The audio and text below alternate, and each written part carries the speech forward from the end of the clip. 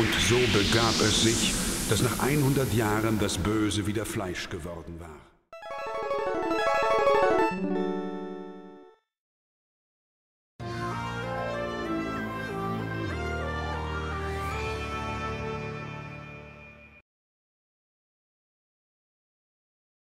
Hello everyone, I am Casey the Gamer, and it's time for another game review. It's time to battle Count Dracula once again.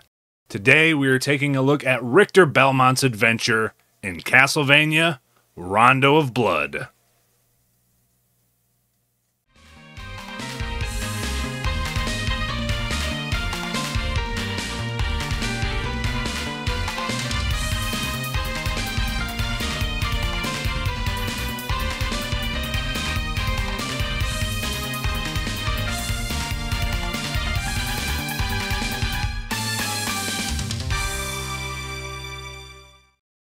Castlevania Rondo of Blood was developed by Konami for the PC Engine and was released in Japan on October 29, 1993. This game didn't see a release outside of Japan until 2007 as a bonus game on Castlevania The DRACULA'S Chronicles for the PSP, which was a 2.5D remake of this game. There was a Super Nintendo version of the game called Castlevania DRACULA'S that was released worldwide. But because of the limits of the Super Nintendo, it's basically a different game. It contains a lot of the same plot elements, but it features new stages and some different gameplay elements, which I will cover in depth when I actually get to that game. I never played this on the PSP game that it came with, but it was eventually released alongside Castlevania Symphony of the Night in the Castlevania Requiem collection for the PlayStation 4 in 2018, and that is how I first played this game. And it is probably one of the best of the classic-style Castlevania games, but also one of the hardest. Now it's time to take a closer look at Castlevania Rondo of Blood.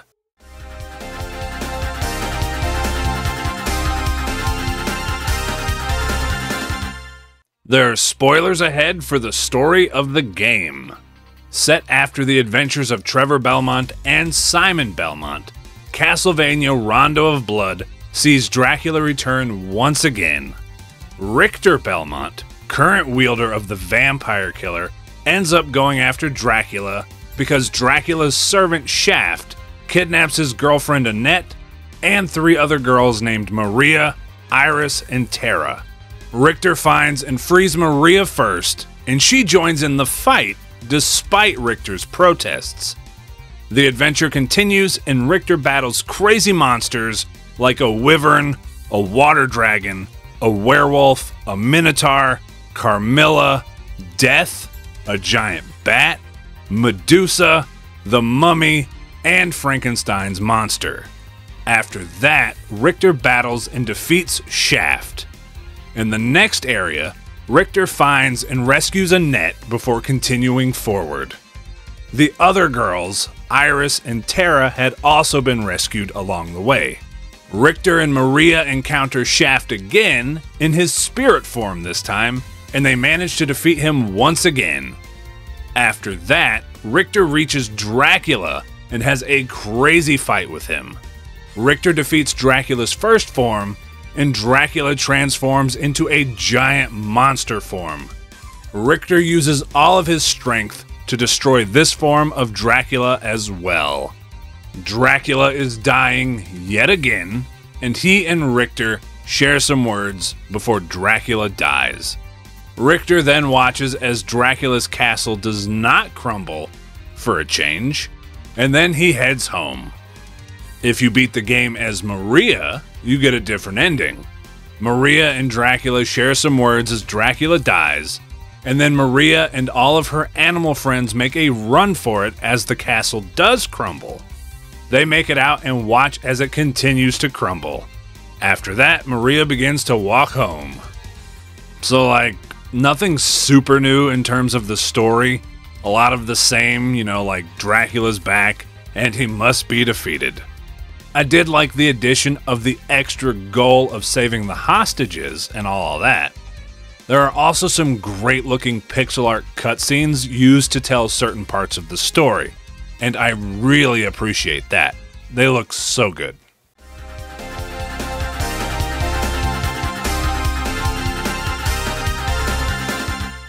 Rondo of Blood follows the classic Castlevania formula. We haven't gotten to the Metroidvanias yet, but soon. So classic stage-based Castlevania gameplay.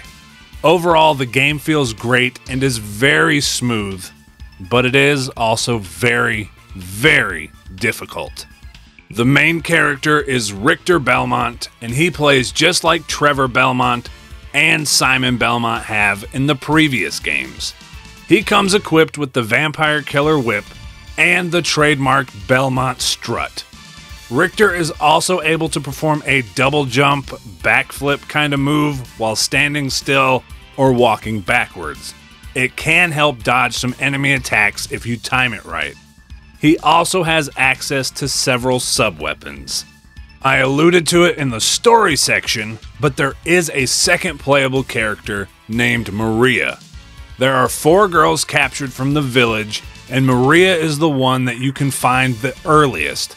You don't actually have to rescue any of them to complete the game, but if you're only going to rescue one, I say go for Maria since that unlocks her as a playable character.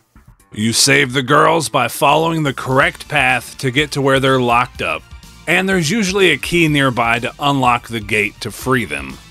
Anyway, Maria plays differently than Richter. She uses 2 little doves to attack her enemies. Maria also has a slide ability, which can clear certain sections really fast. And she also has a really good double jump ability. It's much better than Richter's, as this can be used more consistently for platforming. She also gets her own unique set of sub-weapons. Richter's sub-weapons include the typical Castlevania sub-weapons that we're used to. The knife, the axe, the holy water, the stopwatch, and the boomerang cross. Richter gets a new sub-weapon as well, the Holy Book. This creates a book and pages that circle around Richter and damage anything that gets close to him. Maria's sub-weapons includes the birds, which fly in 2 different directions, which is great for hitting multiple enemies. The cat, which will run out and hit anything in its path. The dragon, which flies out and hits anything in the way. The turtle shell, which protects Maria from damage, but greatly reduces movement. The songbook, which has Maria sing, and then the notes will fly across the screen, damaging anything it touches. And finally, the bird egg. Maria drops a bird egg that hatches, causing a lot of birds to fly out and attack enemies. Both Richter and Maria have the item crash ability, which is like a super version of their sub-weapon, and it consumes more hearts than the normal use. Which, yes, by the way, hearts are once again used as ammo for sub-weapons. Richter has an item crash when he doesn't have a weapon, which causes him to use a flame whip ability. But the boomerang cross item crash will summon giant crosses that fly all over the screen, causing a lot of damage. Or the holy water will cause a rain shower of holy water, damaging anything it touches. And those are just a couple of examples of the item crashes for Richter. Some of Maria's item crashes include having a phoenix drop down from above and picking Maria up before launching fireballs from the sky at the enemies, when you have the 2 birds equipped. Or, for the cat, it causes a giant cat to appear and attack the enemies. Item crashes are great because of the damage they do. You just have to decide if they're worth it because they do cost a lot of hearts. But they do look really damn cool. Maria also has a special attack that projects another version of her, or something like that, and it causes a lot of damage. It requires some fighting game type of input to do. As for the items that pop up in the game, there are the usual suspects, like the wall meat that heals you. Maria gets some other foods to appear that heal her as well. The rosary once again destroys all enemies on screen. The money bags give you points. The invincibility potion makes you invincible temporarily, which I never ended up using one. I did see one once though, unlike in Castlevania 3. There's 1-ups and there's keys, which are used to save the captured girls. And of course, there are the hearts for your sub-weapon ammo. So Castlevania Rondo of Blood has 13 stages total. 12 if you don't count the prologue stage, which would be fair because it is super short. But if you go on the straightforward path, you only have 9 stages to play if you include the prologue. There are 4 alternate stages that you can find depending on the path that you take in the stages. And these have different bosses. And hell, there's even different bosses you can fight in the main stages depending on which way you go. I didn't know that until I started doing some research on this game. Incentive to go back and play it some more. Maria is found in the regular version of Stage 2. And again, she is the hostage I recommend saving no matter what. Annette is located in the Clock Tower stage, which is also a regular stage. It's hard as hell, but it's a regular stage. And the other 2 hostages are located in some of the alternate stages. On your journey to fight Dracula, you will encounter the typical Castlevania enemies, as well as several crazy bosses like a wyvern, a water dragon, a werewolf, a minotaur, Carmilla, Death, a survival-style boss fight where you have to fight 5 bosses in a row, which includes the giant bat, Medusa, the mummy, Frankenstein's monster, and Shaft. If you die to any of the earlier 4, you have to start completely over. But if you make it to Shaft and die, you'll start at the fight with him, which is really nice because fighting all of those bosses is really difficult. Although, if you game over after getting to Shaft, I'm not sure if you have to start completely over again. So keep that in mind that it is a possibility. And that's only a few of the bosses that you'll encounter in the game. There are more. After you defeat Shaft, it's time for the Clock Tower, which is incredibly frustrating. Which is pretty obvious, because it's mean in almost every game. But there is a benefit to having 2 playable characters. If you take Maria to the Clock Tower, it makes things so much easier because of her platforming abilities, and when she ducks, certain enemies can't even hit her. At the end of the Clock Tower, you have to fight Shaft again, this time in his spirit form. With Shaft in the Clock Tower dealt with, it's time to go after Dracula, who is actually pretty easy in this game, once you get the pattern down. He wrecked me several times until I figured it out. Jump over the fireballs he shoots and hit him in the face, and when he uses the meteors, duck to avoid the one and jump over the other one. If you time it right, you can hit him before he launches the meteors, but then you just have to duck and jump and avoid them. Keep it up, and his first phase goes down. Dracula's second phase is a giant monster, and really the main strategy here is to avoid his attacks to the best of your ability and attack him aggressively, and he will eventually be defeated. His second form is way easier than the first form, despite his intimidating look. And with that, Dracula has been bested once again. So, Rondo of Blood was an interesting game for me. It could go from being some of the most fun Castlevania I have played, to some of the most infuriating. Like, of course, the knockback is there, which is always a pain. But sometimes the enemies and the traps and everything could just be too much. But overall, I still put way more points into the positive. Rondo of Blood has infinite continues, and it saves your progress, and you can go back and access the stage select whenever, so you can go and change characters if you think one is better suited for the job over the other one.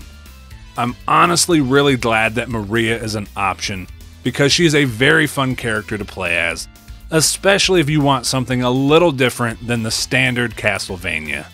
And again, the infinite continues are as nice as always in these extra hard games. Without them, I don't think I would have ever completed this game. And the boss rush towards the end, where you have to fight the Bat, Medusa, the Mummy, and Frankenstein's monster all in a row before Shaft. If they made you start all over once you reach Shaft and die, I don't think I would have had the patience to complete this game. Also, some other little things. You can't whip in every direction like you could in Super Castlevania 4, which is a shame because that was awesome. And you can't do the wiggly whip move either. One thing that is great, that I believe was also in Super Castlevania 4, is that you can influence your jump in midair, unlike in the NES games, and that is very helpful. Overall, Rondo of Blood is incredibly difficult, but is still an incredibly fun game. I'm not exactly sure where I'd rank it in terms of the classic Castlevania games. Maybe third after Super Castlevania 4 and Castlevania 3. I don't know.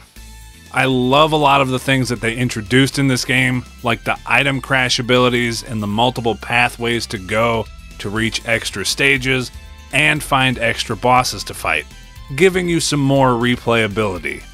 I think it's great. Rondo of Blood is great.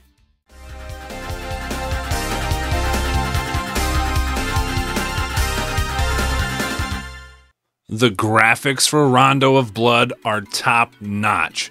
Some of the absolute best pixel art I have seen. The character sprites, backgrounds, enemies, and bosses are all incredible. And the pixel art cutscenes also look amazing. The sound effects are typical Castlevania goodness. No complaints at all. They sound wonderful. The soundtrack in Rondo of Blood is so damn good. Definitely one of the very best in the franchise. I feel like I say that a lot as I experience these soundtracks again while I play the games, but Rondo of Blood is so good. Not a bad song in the bunch. They're all so damn amazing.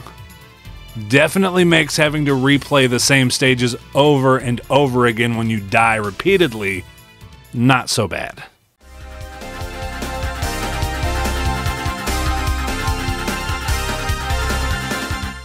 Castlevania Rondo of Blood is a fantastic Castlevania game, despite its difficulty. It features tons of fun stages and has lots of replayability with the alternate stages and bosses, and the second playable character, Maria. Rondo of Blood has my favorite Dracula fight so far. Sure, it's a little easier once you figure the pattern out, but I think it strikes the right balance because if you mess up, it's still easy to lose. Anyway, this one is in my top 3 of the classic Castlevania games, and I definitely recommend checking it out. When I take on Castlevania again, it's time for Castlevania Bloodlines on the Sega Genesis. Thank you all so much for watching. I greatly appreciate it. Go ahead and like, comment, subscribe, and all that good stuff. And if you want to see more of me, you can catch me streaming all kinds of stuff over on my Twitch channel, which is twitch.tv/CaseyTheGamer91. And I also have a Patreon where you can get perks like early video access and some other cool stuff. And that is patreon.com/CaseyTheGamer91. And you can find both of those links and all of my other links in the description below. I hope you all have a wonderful day, and I hope to catch you next time. Peace out.